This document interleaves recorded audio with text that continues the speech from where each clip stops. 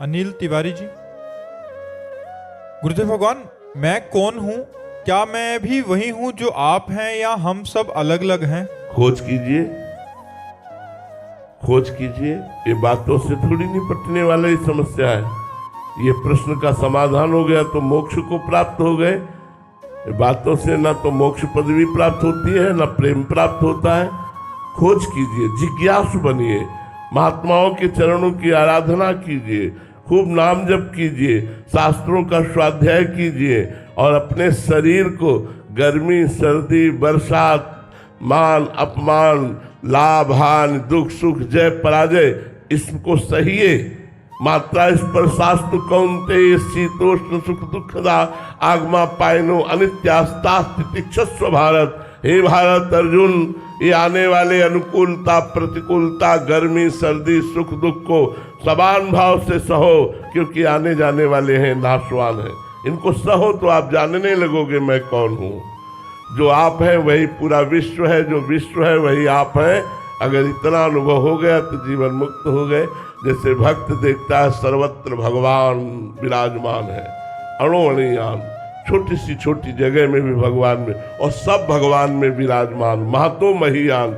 इतने विराट हैं भगवान कि एक रोमकूप में अनंत ब्रह्मांड वास करते हैं, और इतने सूक्ष्म है भगवान कि चींटी के हृदय में भी आराम से सोते हैं। अणु अणुयान महतो महियान, बड़े से बड़ा भगवान के रोमकूप में वास करता है, छोटे से छोटे के भी हृदय में भगवान वास करते हैं। जो भगवान को सर्वत्र देखता है और सबको भगवान में देखता है, वो भगवत प्राप्त महापुरुष परमानंद में भगवान के प्रतिपल समीप रहता है। यो माम पश्यति सर्वत्र सर्वम च मयि पश्यति तस्याहम न प्रणश्यामि सच में न प्रणश्यति। भक्त इस तरह देखता है, ज्ञानी देखता है सर्व ब्रह्म जो है वो मैं ही हूँ, और मैं ही सबकी आत्मा के रूप में हूँ, सबकी आत्मा मैं ही हूँ, मैं ही सबकी आत्मा के रूप में हूँ। खत्म, सवाल खत्म, वो जीवन मुक्त महापुरुष हो गया। पर बातों से तो नहीं अनुभव हुआ ना। बातों से काम क्रोध पर विजय थोड़ी प्राप्त हो जाएगी, साधना करनी पड़ेगी। नाम जप करो, खूब संतों की आराधना करो, शास्त्र स्वाध्याय करो, इंद्रियों को विषयों से हटाओ, मन को परमात्मा में स्थित करो। पता चल जाएगा, जानत तुम्हें तुम्हें हो जाए, सोई जाने जी देहु जनाई।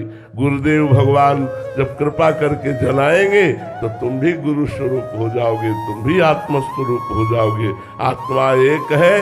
जैसे करोड़ घड़ों में करोड़ सूर्य दिखाई देते हैं, तो सूर्य तो एक ही है, प्रतिबिंब भास रहा है। ऐसे ही आत्मा एक है, लेकिन ये सब प्रतिबिंब भास रहा है। वही आत्म स्वरूप परमात्मा ही सब में विराजमान है। ऐसा ज्ञानी को अनुभव होता है। मैं ही सर्वम खलमिदम, मैं ही जो ब्रह्म है वो मैं हूँ, और मैं ही सब रूपों में हूँ, सब रूप मेरे ही है। ऐसा अनुभव करके वो जीवन मुक्त हो जाता है। महाराज जी, इस बात का ज्ञान होना और इसका बोध होने में कितना अंतर है? ज्ञान होना है पढ़ लिख करके, और बोध होना है साधना करके। बोध हो गया तो मुक्त हो गया, ज्ञान हो गया तो प्रवचन करेगा। और नायम आत्मा प्रवचने न लभ्या न मेधया न बहुना सुरतेन। आत्मबोध न प्रवचन करने वाले को प्राप्त होता, न सुनने वाले को प्राप्त होता, न बहुत बुद्धिमान को प्राप्त होता। जो आत्मा का वर्णन करता है उसे ही आत्मबोध होता है। तो साधना करने से आत्मबोध होता है। गुरु कृपा से जब साधना की जाती है, तीनों शरीरों का राग मिट जाता है, स्थूल सूक्ष्म कारण, तब उसे अपने स्वरूप का अनुभव हो जाता है। अपने स्वरूप का अनुभव होना मतलब सर्व स्वरूपों का अनुभव हो जाना है। अवंतिका जी मथुरा से। राधे राधे महाराज जी। महाराज जी, यदि साधना में रस ना आए अभी, तो क्या इसे भगवान की परीक्षा माने या अपने? नहीं, हमारे अशुभ नष्ट हो रहे हैं, हमारे पाप नष्ट हो रहे हैं। साधना अपना काम कर रही है, हमारे पाप नष्ट हो रहे हैं। हमें और लगन से भजन करते रहना चाहिए। आनंद मिले न मिले, सुख मिले न मिले, लौकिक पारलौकिक उन्नति हो ना हो, इससे हमें कोई मतलब नहीं। हम सत्य सच्चिदानंद भगवान की आराधना तन्मयता पूर्वक करते रहे। और जिस दिन पाप भस्म हुए और आनंद की उत्पत्ति हुई, तो रो पड़ोगे, आनंद में नाच पड़ोगे। असहनीय आनंद का अनुभव होगा, अपार आनंद का अनुभव होगा। चुपचाप लगे रहो, लगे रहो। जैसे लिफ्ट चलती है ना तो बीच में पता नहीं चलता अगर नंबर न देखो, ऐसे ही साधना चलती है तो बीच में पता नहीं चलता, भगवान उसे अभिमान रहित करने के लिए अनुभव नहीं होने देते। उसको यही नहीं लगता कि मेरी साधना का कोई लाभ मिल रहा है, लेकिन वो प्रतिपल साधना उसे अध्यात्म उन्नति की ओर बढ़ाती चली जाती है।